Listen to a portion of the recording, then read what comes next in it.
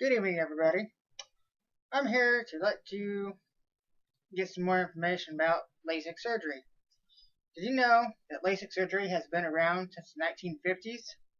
It's true. It was developed by a Spanish ophthalmologist named Jose Barraquer in his clinic in Bogota, Spain. According to a published study by the American Academy of Ophthalmology in 2013, in the United States alone, over 700,000 people have LASIK surgery every year. Of the 700,000 people who get their LASIK surgery done, 90% of them gain the ability to see either 20/20 or 20/40. Most states, the minimum without driving with glasses is 20/40 vision. There are actually 6 different types of LASIK surgery that are available to people to have.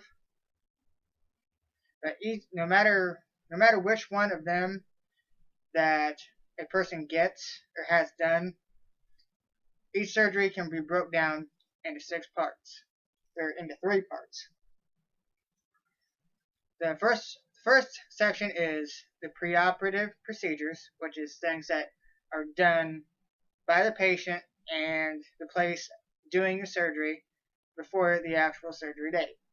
The next one is the operative procedures, or the actual LASIK surgery itself. And the third part is the postoperative care of the eyeballs after the surgery is done. Like I said, the first part is the preoperative care and the information and everything that goes into having LASIK surgery done. Whenever you're considering LASIK surgery, you have to make an appointment, go in, find out if you're a good candidate, because some people are good candidates and some people are not. In your first visit, the patient goes in to get his or her eyes checked, and basically what they do is they look at your corneas and they measure them for any irregularities, such like astigmatism or glaucoma or anything like that, to try to rule out to make sure that you can be a candidate to have this surgery.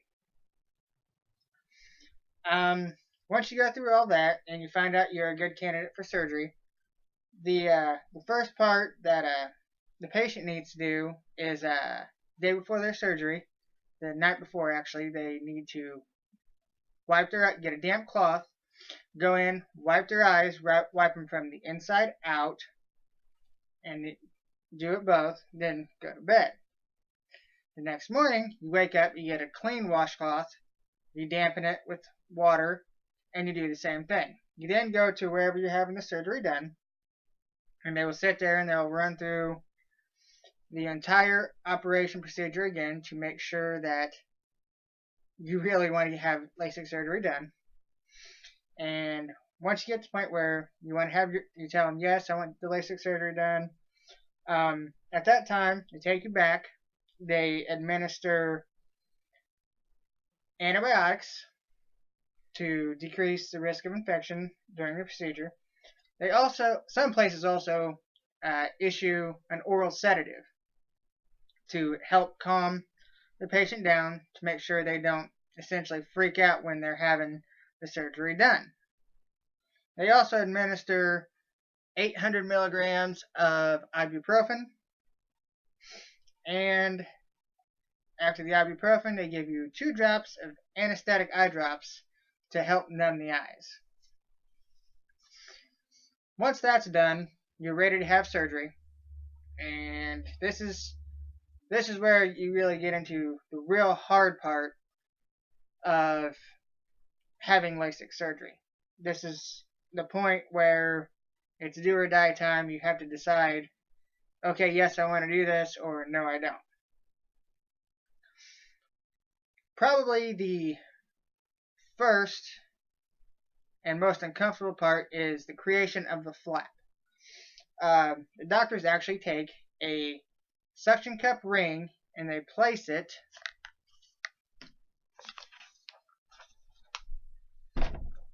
over the cornea of the eye, and then they take a little knife tool that they have, and they actually stick it into the eye and slice it across and fold one side back. I don't know if you can see it right here, but the flap is actually connected on all sides, or actually connected on one side and not on 3 more.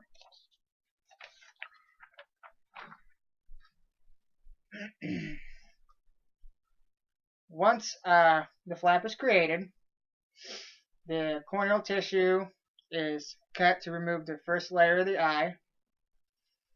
And then this is from my LASIK surgery. This is a picture of the actual laser. It's called a femtosecond.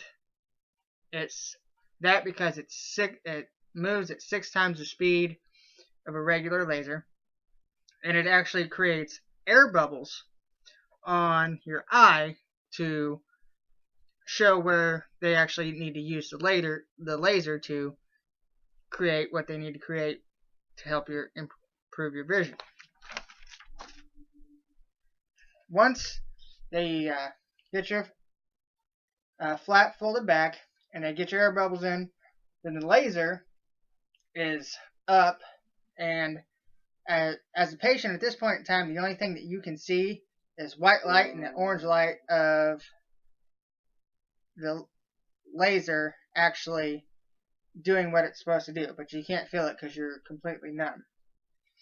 Once they get done doing what they're doing, they take a flap and they fold it back down, and they put a little liquid on it, like eye drops or something, to make sure that there's no air bubbles and debris in the eye. What they do for that is the place where I went, because each place varies, they have like a little brush that they take, and they can smooth out the flap that they created and make sure it suctions back to your eye. Once that's done, you get at, or they actually take 2 plastic shields. They're like big glasses lenses, and they actually tape them. They put them over your eye, and they run tape across both your brows and across your nose and your cheek. And you have these plastic things right here, so you as a patient cannot rub your eyes, because as soon as you rub your eyes, you just ruined basically everything that they did. Now, once you come out of surgery and you get with the person who is going to be driving you home, they tell you that there are certain steps that you need to do, and immediately after surgery, they want you to go wherever you're going, and want you to sleep for 4 to 6 hours. That may seem like a lot, but believe me, after having the procedure done, 4 to 6 hours is nowhere near enough sleep.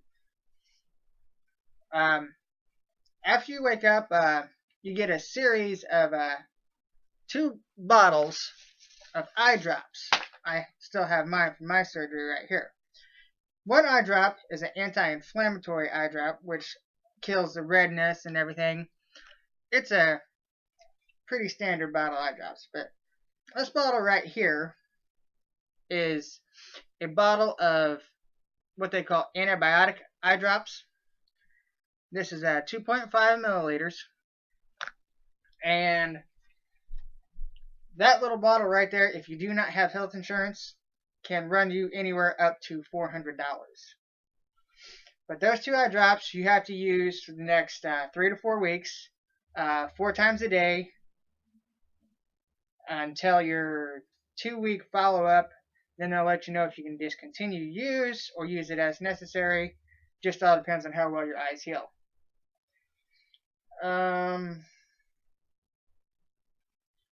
After your 2-week checkup, you will have a 1-month checkup and then a 3-month checkup.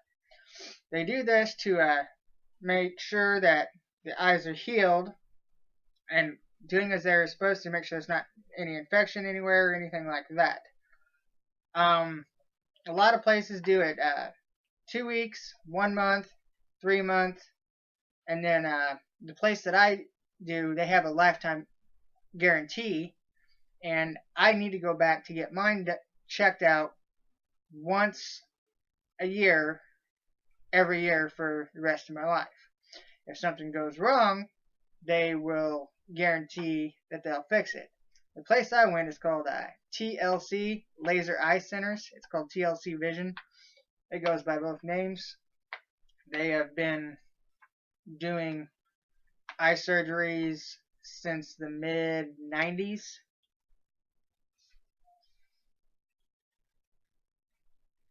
So, as you can see, LASIK is something you say it sounds very, very easy, like anybody can do it. It's actually a pretty painful ordeal to go through, but if you want to get your vision corrected, it's well worth it in the long run. It takes a very motivated person to actually go through with it. It's worth it. It's a simple process. You just have to be able to go through it. It's divided into the three parts: the pre-operative procedures, the procedure itself, and the post-op care of the eyes.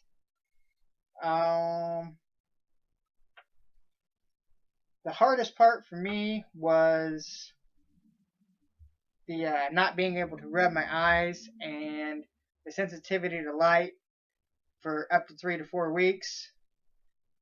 But eventually, in time, that will all be gone, and you will have no less than 20/40 vision if you're in the 90% of the 700,000 people who have had it.